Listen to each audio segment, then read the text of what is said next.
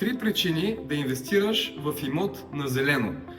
Първо, винаги когато инвестираш в някакъв нов проект, имаш по-голяма опция за избор. Мога да избера правилното изложение, правилното разпределение и правилния етаж според моите нужди.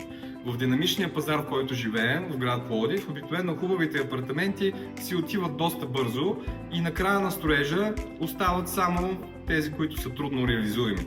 На второ място, схемата на плащане.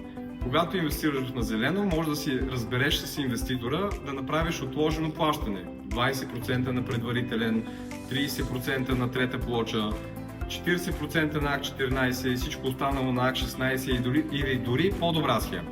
На трето място, възможността да спечелиш от добавената стойност след завършване на комплекса.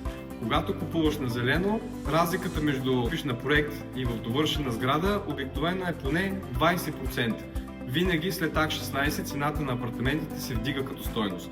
Така че проверете инвеститора, в който искате да инвестирате, дали има финансовата възможност да довърши проекта, дали всичко е наред документално с проекта на сградата и ако това е така, може би е добра идея да инвестирате в някакъв обект на зелено.